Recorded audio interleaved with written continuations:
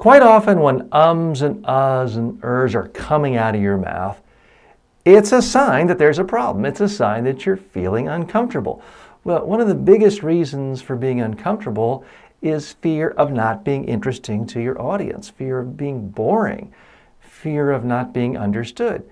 Well, guess what? That's a legitimate fear to have because so many people, when they give speeches, briefs, talks, are in fact boring.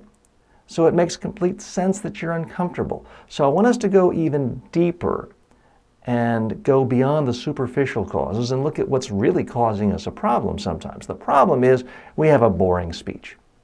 The solution is you need to practice your speech. We'll talk about that more in just a moment.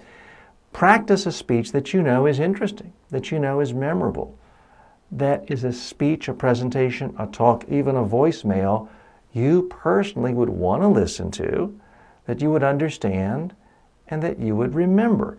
If we solve that problem, if we get you to the point where you're confident, you've got a great message, interesting ideas that the person you're speaking to, the group you're speaking to, will find interesting, understandable, and memorable, that's going to make you so much more relaxed. And when you're relaxed, you kind of forget to say and and you know.